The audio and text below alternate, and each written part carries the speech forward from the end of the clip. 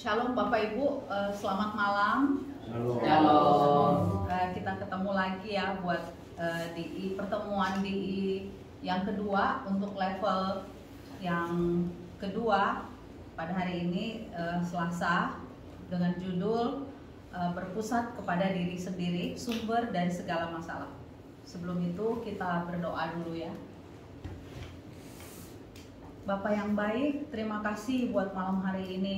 Terima kasih Tuhan, kami boleh memilih untuk ada di tempat lain. Kami lelah mungkin, tapi kami tahu Roh Kudus menuntun kami ke sini Tuhan. Ada sesuatu yang Engkau akan ceritakan bagi kami, biar itu menjadi kekuatan, penghiburan, atau jawaban bagi selama ini mungkin ada pertanyaan dalam hati kecil kami. Roh Kudus, tolong kami untuk mengerti, baik yang membawakan, hamba-Mu yang membawakan, maupun teman-teman yang mendengarkan. Kami percaya Engkau bisa menceritakan dengan sempurna, lebih daripada apa yang bisa hamba sampaikan. Di dalam nama Tuhan Yesus kami berdoa. Amin. Amin. Judul hari ini agak unik ya, dan persiapannya juga sebenarnya cukup lama disiapin, cuman karena pengen menyampaikan sesuatu lebih banyak dari kehidupan pribadi, jadi terlalu banyak yang mau dimasukin gitu, sementara waktu yang disediakan cukup pendek gitu ya. Berpusat pada diri sendiri adalah sumber dari segala duka. Waktu nyiapin ini, kadang saya berpikir bahwa apa sih berpusat pada diri sendiri gitu loh. Nah, saya dapat pengertian untuk hal ini dari Amsal 13 ayat 10 bilang, keangkuhan hanya menimbulkan pertengkaran, tetapi mereka yang mendengarkan nasihat mempunyai hikmat. Kalau King James-nya bilang, only by pride come contention, but with the well advised is wisdom. Ditranslate ke bahasa Indonesia, pertengkaran hanya disebabkan oleh keangkuhan. Jadi gak ada hal lain kalau dibilang kayak gini. Tetapi mereka yang mendengarkan nasihat mempunyai hikmat. Kemudian saya berpikir, masih sih Tuhan, pertengkaran itu hanya karena keangkuhan? Kan banyak hal lain yang bikin orang berselisih paham gitu. Bukan hanya seseorang yang angkuh aja yang bisa menimbulkan kesalahpahaman. Kemudian ayat ini kan bilang ada setelah ayat ini sebenarnya ada dikasih tahu lagi bahwa self-center atau berpusat pada diri sendiri itulah sebenarnya sumber masalah. Nah, berpusat pada diri sendiri itu kadang contohnya seperti kayak begini nih. Kalau kita lihat teman-teman share foto dalam grup ya, itu pasti yang pertama kalau mau di zoom in itu dicari, aku di sebelah mana ya aku ya. Kita selalu cari diri kita dulu gitu loh. Wah iya, aku di sini. Ya rambutku agak begini lagi. Aduh gini. Sama aja dengan kalau kita mau foto terakhir, foto bareng-bareng rame-rame kan. Habis itu Ari pasti bilang, entar, lihat dulu ya, lihat gitu. Pasti nanti habis dilihat, oh ini kurang ini nih, kurang ini. Nah, rasanya udah bawaan dari setiap kita untuk kita berpikir untuk mendapatkan hasil yang sempurna. Itu kita melihat ke diri kita untuk bagaimana kita membawa diri kita di depan orang, atau bagaimana kita berkata-kata. Itu lihatnya ke diri kita gitu. Kita merasa karena kita sesuatu hal bisa berjalan dengan baik.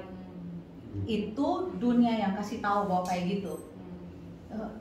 Banyak hal baik di kantor maupun di sekuler maupun di kerohanian. Dulu di gereja saya yang lama ada tes kepribadian sebelum kita ditempatkan di salah satu bidang. Nah itu kan rasanya itu mengorek diri kita, punya kemampuan diri kita. Nah itu yang membuat kadang kita perlu belajar nih lebih banyak tentang kita, tentang karakter kita, tentang siapa kita. Gak ada salahnya juga, tapi hal-hal itu yang membuat kita secara gak sadar lebih kepengen fokus ke diri kita sendiri. Ya, lebih ke aku kayak Desi kemarin bilang I, me, my, mine, myself, apalagi tuh. Itu semua istilah-istilah yang dipakai untuk seseorang yang secara nggak sadar itu kita berpusat pada diri sendiri, mengikuti dunia yang ajarkan atau aturan dunia atau syarat-syarat di tempat kita mau menuju atau bekerja atau apapun itu. Kemudian apa sih berpusat kepada diri sendiri itu? Di sini saya dapat istilah berpusat pada diri sendiri itu atau self-centeredness, itu fokus kepada diri sendiri, melebihi segala, sehingga mengabaikan hubungan yang lain, entah itu dengan Allah atau dengan sesama. Kebetulan pelayanan di Charis itu saya memulai dengan APL. Di situ kita belajar fotografi, belajar proyektor, belajar audio. Nah, saya ambil awalnya fotografi. Nah, di situ kita belajar kalau kita memfokuskan sesuatu, kita fokus ke yang satu, yang lainnya jadi blur. Kalau kita tambah zoom in ke satu hal, yang lainnya blur, di backgroundnya blur, sekitarnya blur. Nah, begitu juga dengan firman Tuhan. Semakin kita fokus ke firman, hal-hal lain di hidup kita itu jadi gak penting gitu loh. Apapun itu, sebutin aja. Mau itu sakit penyakit, mau itu tekanan, mau itu jadi tiba-tiba gak penting kalau kita fokus ke firmannya. Saya pernah di masa saya kena penyakit ya. Tahun 2009 saya didiagnosa ada tumor di dada. Kemudian 6 itu kista, ada 8 tumor, 6 kista dan 2 yang tumor padat solid. Kemudian ukurannya katanya seperti kacang. Nah, itu membuat saya mencari-cari kenapa ini. Terus saya mulai cari semua risalah, kemudian cari silsilah. Oh, di keluarga saya kayaknya nggak ada, tapi kok bisa gitu. Kemudian buku-buku pelajaran tentang hal itu gitu. Nah, itu membuat pikiran saya kayak kok bisa ya, kok saya kayak gini ya. Kemudian menggali-gali masa lalu, kemudian di beberapa buku kerohanian katanya kepahitan, dan itu semua masuk di pikiran dan membuat saya semakin sama siapa, kenapa, mencari-cari segala hal itu. Nah, ini yang saya maksud memfokuskan ke satu hal, ke hal apa aja yang kita fokuskan, maka hal itulah yang akan memenuhi pikiran, perasaan, bahkan ke bawah perasaan, kadang menimbulkan bahkan penyakit yang lain. Nah, puji Tuhannya, setelah hal itu saya selain mencari diagnosa, dokter punya cerita-cerita tentang kedokteran, saya juga punya buku kesehatan. Kebetulan saya dibagikan oleh salah satu guru kita di Charis, Pak Yakob. Dia cerita tentang Haleluya Diet, ada buku dikasih ke saya. Itu buku sebenarnya buku bagus, cara diet, cara apa, tapi ada landasan firmannya.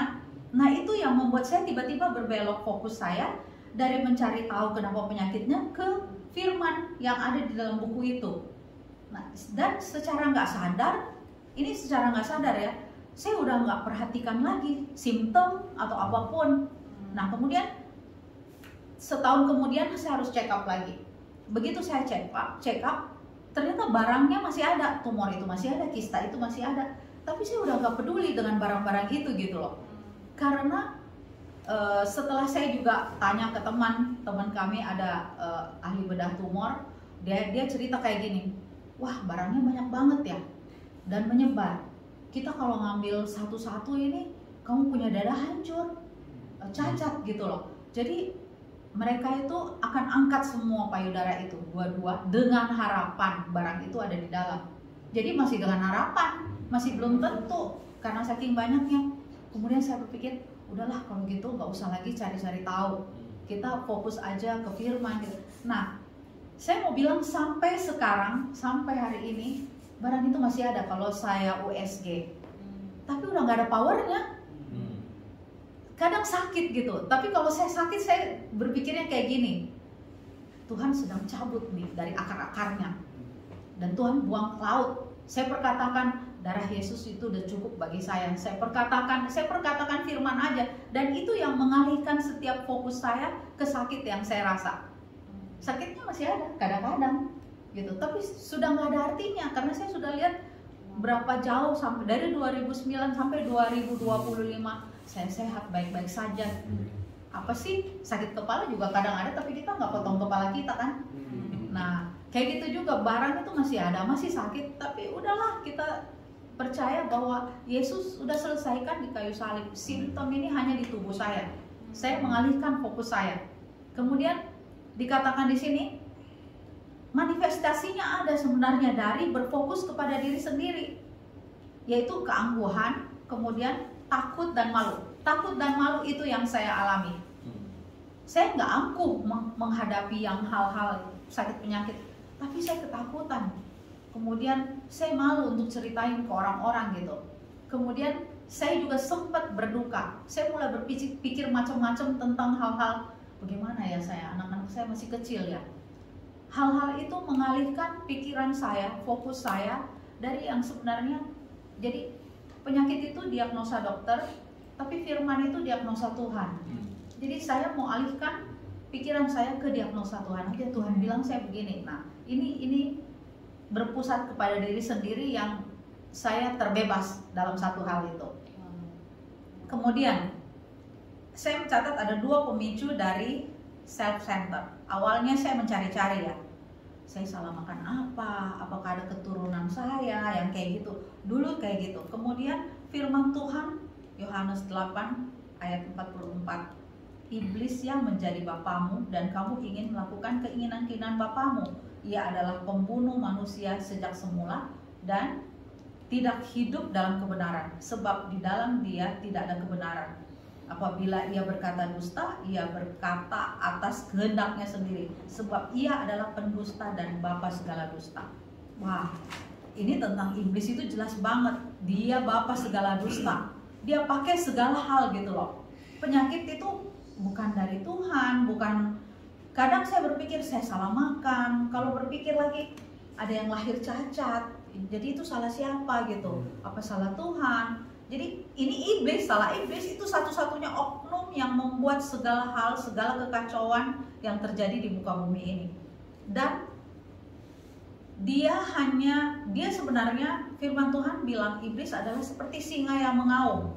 Kalau singa lapar kan tinggal terkam ya, tapi kalau ngaum itu kan gertak doang.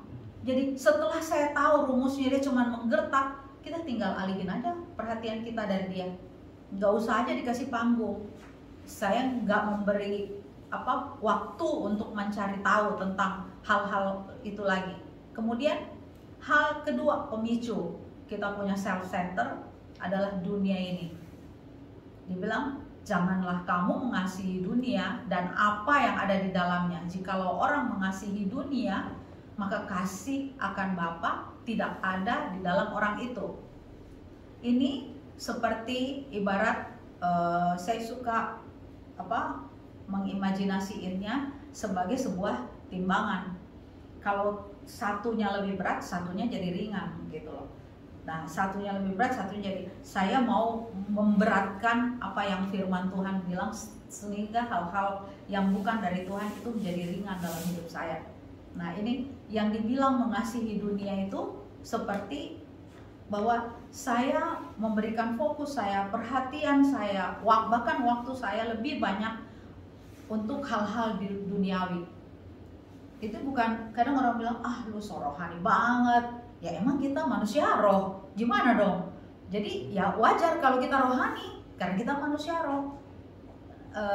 Supernaturalnya kita itulah hal yang natural sehari-hari mestinya. Itu saya seneng banget waktu saya dapat pelajaran bahwa kita ini manusia biasa, punya jiwa, manusia yang punya tubuh, berkendaraan di dalam tubuh, punya jiwa, dan identitas saya adalah roh saya yang sebenarnya. Ini kita udah belajar di identitas kita di dalam Kristus. Itu benar-benar, kalau boleh dibilang firman yang pertama yang menjadi rema bagi saya waktu masuk Keris, dan sering saya baca pada ayat ini tapi tidak menjadi rema, 2 Korintus 5 ayat 17. Jadi siapa yang ada dalam Kristus, ia adalah ciptaan baru. Kemudian ditambahin lagi, ciptaan baru itu brand new. Brand new itu bukan sesuatu yang cacat kemudian dibenerin gitu. Brand new itu hal yang cacat diambil diganti baru. Wah, itu sehingga saya bilang kalau boleh ganti nama deh, biar saya juga lebih firm dengan identitas baru saya gitu. Nah, ini yang membuat saya bahwa ini fokus saya sekarang ini enak yang baru, apa yang firman Tuhan bilang tentang saya. Kemudian dibilang kalau saya mengasihi dunia, banyak hal yang kita pikir ini tolong orang nih, baik, ini dulu nih, tolong orang baik. Sekarang firman Tuhan bilang tidak semua yang baik itu berkenan. Nah, saat ini saya mulai memilah-milah tuh untuk mengikuti semua keinginan, misalnya ayo dong bantu kami pelayanan di mana, mungkin ayo dong ini ikut ini, kita berangkat kemana gitu.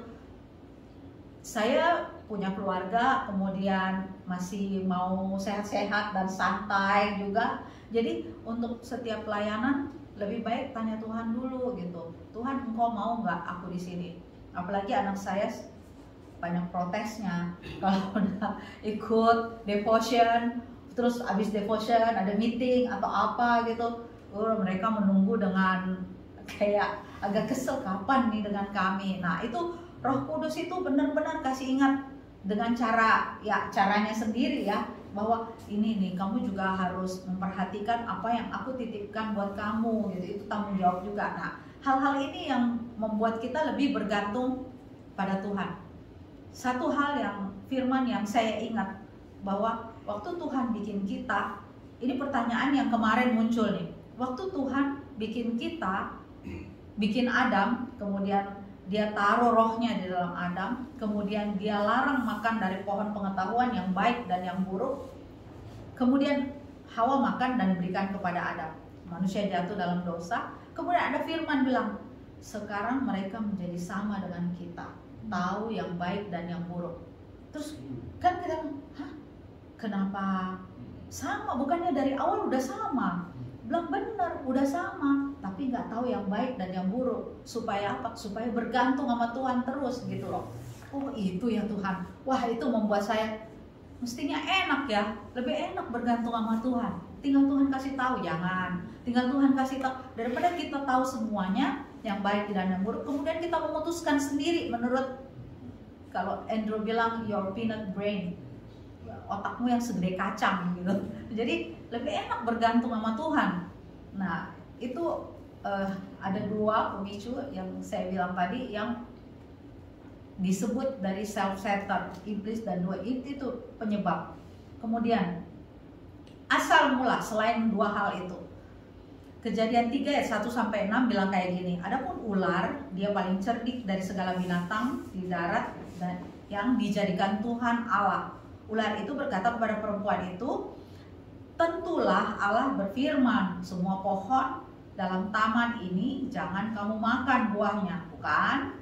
Lalu sahut perempuan itu kepada ular itu, buah pohon-pohonan dalam taman ini boleh kami makan, tetapi tentang buah pohon yang ada di tengah-tengah taman, Allah berfirman, jangan kamu makan ataupun raba buah itu, nanti kamu mati.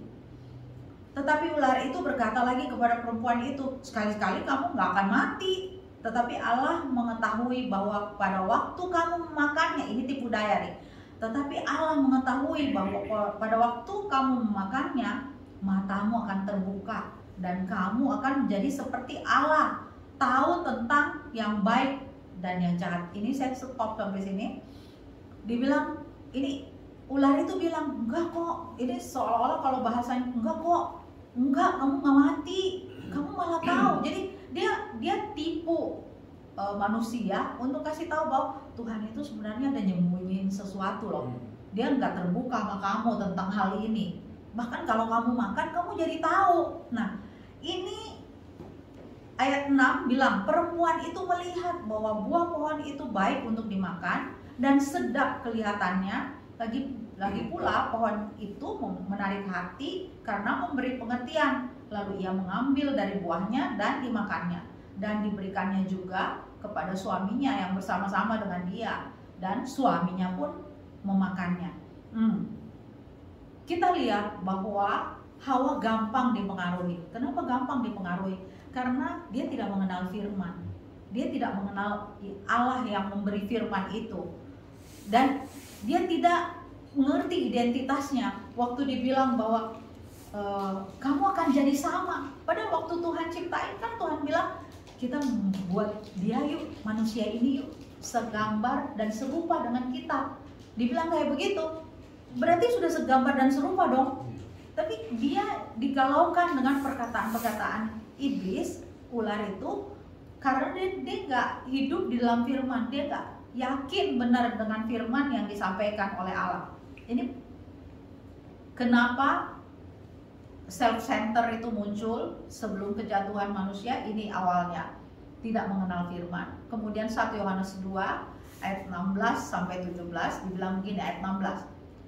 Sebab semua yang ada di dalam dunia, semua yang ada di dalam dunia, yaitu keinginan daging, keinginan mata, keangkuhan hidup, bukanlah berasal dari Bapa, melainkan dari dunia. Itu sebabnya yang pertama tadi saya bilang bahwa selain iblis, dunia juga nawarin itu.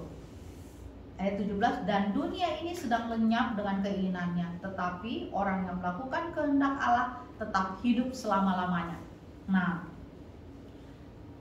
hal yang kedua ini yang cukup menjadi asal usul. Selain kejatuhan Adam dulu, sekarang kita punya keinginan daging, kita punya keinginan mata, kita punya keangkuhan hidup. Nggak salah punya ini, tapi sekali lagi bukan menjadi fokus. Nah, ada orang yang kalau nggak percaya diri, kemudian hidup dengan, wah aku harus pakai yang branded nih, supaya aku bisa diperhatiin orang. Kembali lagi self-center. Nggak salah juga kalau emang itu keinginannya, tapi kalau hal itu mengalihkan dia dari Tuhan dan sesama manusia, itu baru nggak sehat ya.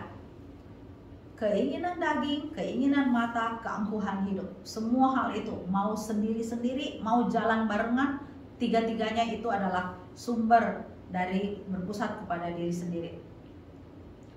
Kita ini nggak jalani sendiri, karena dulu juga Yesus pernah dicobain hal yang sama.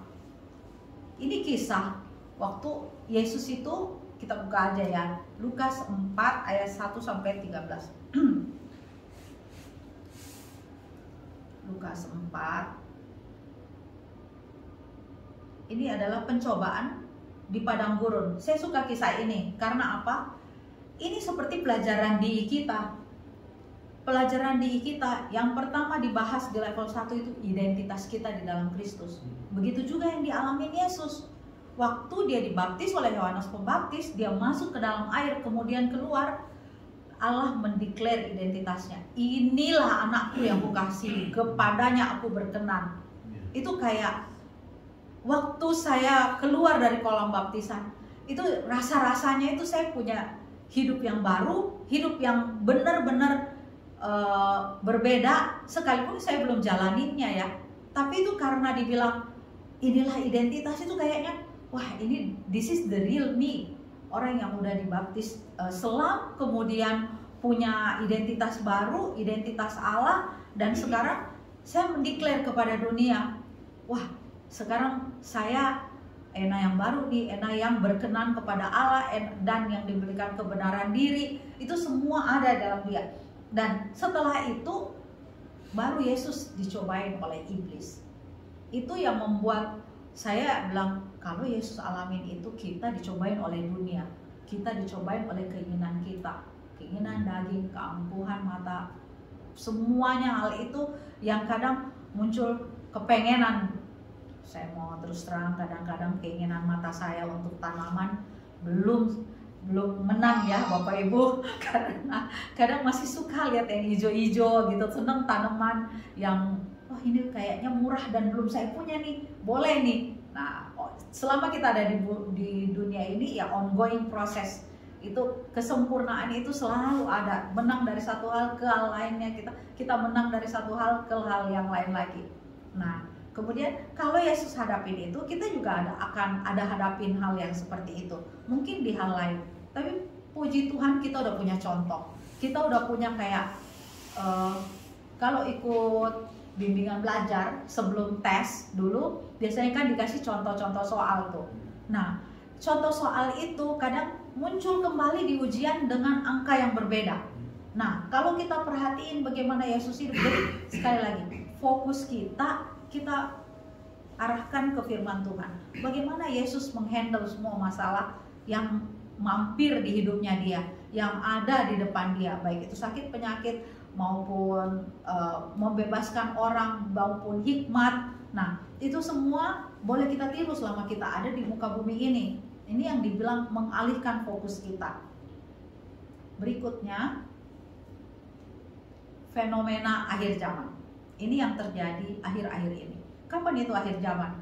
Apakah sekarang? Akhir zaman dimulai sejak Yesus mati di kayu salib 2000 tahun yang lalu. Sebenarnya akhir zaman itu udah digaungkan, bahkan Yesus sendiri bilang itu gitu. Tapi sekali lagi, satu hari di mata Tuhan sampai 1000 tahun buat kita. Jadi selalu aja hidup seperti ini akhir zaman, setiap hari aja hidup, supaya hidup kita itu hidup yang benar-benar aku mau fokus ke Tuhan aja. Aku nggak mau tahu angka akhir zaman itu tahun berapa gitu. Tapi paling enggak aku hidup untuk lebih fokus kepada firman Tuhan. Disebutkan di sini, manusia lebih fokus kepada dirinya sendiri. Hari Minggu lalu kita belajar di sekolah, ada seorang influencer atau dibilang seorang digital evangelism. Dia cerita tentang bagaimana teknik mengambil foto, kemudian ada sedikit disinggung tentang sosial media. Dibilang kayak gini, gampang kalau kamu cuma mau viral, jambakan aja di depan HP lalu upload naik. Nah, kamu langsung viral tuh. Saya ingat dulu ada pernah untuk membuat viral itu, ibu-ibu, anak-anak, bapak-bapak mandi di becek. Wah, banyak yang nonton itu, hampir semua nonton hal itu.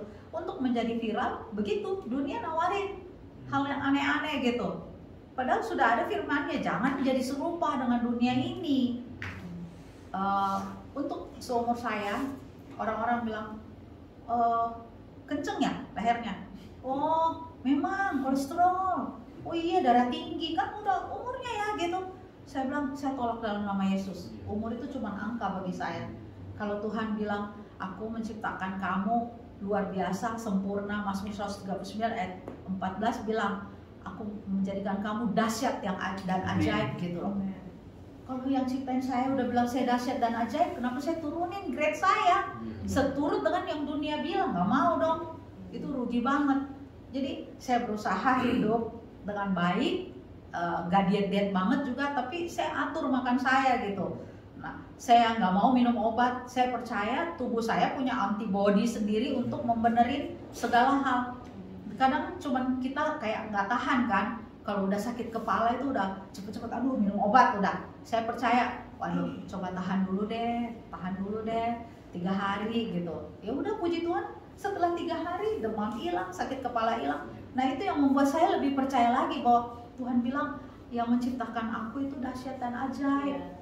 Jadi sempurna, antibodi kita itu lagi kerja. Jadi saya mengimajinasiin sendiri bahwa antibodi saya sedang perang nih lawan penyakit gitu, dan dia pasti menang gitu. Itu yang membuat saya sendiri punya perasaan, ini naik nih imun saya nih. Itu semua saya paksain untuk rasain, supaya apalagi waktu COVID kemarin, saya nggak mengentertain badan saya. Waktu dokter udah mau kasih antivirus, anti apa, saya bilang saya nggak mau minum ini, saya cuma mau minum painkiller aja. Saya cuma minum panadolnya karena benar-benar sakit ngilu tulang-tulang. Tiap hari saya berjemur di matahari, kemudian saya exercise, saya ikutin video YouTube, walaupun dikurung di kamar. Anak-anak kasih saya makanan itu ditaruh di pintu, ma makanan, di pintu ambil, ya udah.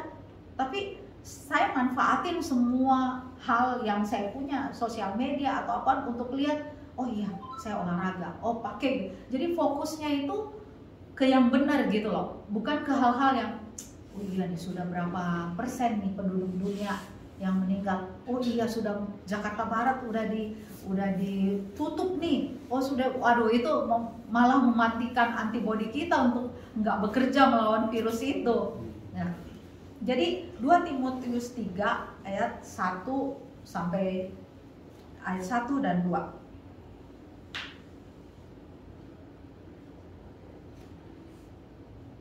Ketahuilah bahwa pada hari-hari terakhir akan datang masa yang sukar. Manusia akan mencintai dirinya sendiri dan menjadi hamba uang. Mereka akan membual dan menyombongkan diri. Mereka akan menjadi pemfitnah. Mereka akan berontak terhadap orang tua dan tidak tahu berterima kasih. Tidak mempedulikan agama. Ini yang terakhir ini yang kayak, wah, kalau saja agama sudah tidak dipedulikan, ini hal apa lagi yang menjadi dasar kita? Karena itu sudah dibilang bahwa itu adalah pedoman. Jadi itu sangat gak mungkin ya. Kemudian Matius 24 ayat 10 bilang, banyak orang akan tersinggung dan kecewa atau offended. Karena ya semua yang ditawarin, segala hal perselisihan itu muncul dari tersinggung. Kadang saya pikir, ya saya nggak tersinggung, saya cuma pemalu aja. Nggak yang mau yang angkuh, mau yang pemalu, dua-duanya itu self-center loh. Itu ibarat sebuah tongkat, satu ujung atas, satu ujung bawah. Namanya tongkat. Nah, self-center juga kayak begitu. Self-center, satu angkuh, satu pemalu. Sama aja, dua-duanya berpusat ke diri sendiri dan dua-duanya nggak ada baiknya. Nah, sekarang bagaimana cara mengatasinya kalau kayak gitu? Ganti fokus. Nah ini, ubah fokus. Galatia 2 ayat 20 bilang, namun aku hidup, tapi hidup yang kuhidupi sekarang di dalam daging adalah hidup oleh firman imannya anak Allah. Hidup yang Kristus yang hidup di dalam aku. Ini membuat saya, wow, aku hidup, tapi bukan lagi aku yang hidup, tapi Kristus yang hidup di dalam aku. Itu lebih dari cukup. Yang kedua, setelah kita ubah fokus, kita ganti fokus dari dunia, dari diri sendiri ke pandang Yesus. Ingat akan kasih-Nya yang begitu besar tanpa syarat kepada kita. Whatever you focus on, it gets magnified. Itu tadi ada gambarnya magnifying glass. Nah, jadi kalau pakai itu kita akan melihat segala hal jadi besar gitu. Kemudian hidup kita akan mengikuti apa yang menjadi fokus kita. Ada firman Tuhan bilang tentang pergaulan. Kalau kamu bergaul dengan orang baik, kamu menjadi baik. Pergaulan yang buruk merusak kebiasaan yang baik. Gitu. Sekalipun kita punya kebiasaan yang baik, tapi kalau kita bergaul dengan orang-orang buruk, kebiasaan baik itu nggak akan muncul. Jadi jalan hidup kita akan mengikuti fokus kita. Sampai di sini untuk tema kali ini, Bapak Ibu. Nanti kita akan lanjutin lagi dengan yang berikutnya.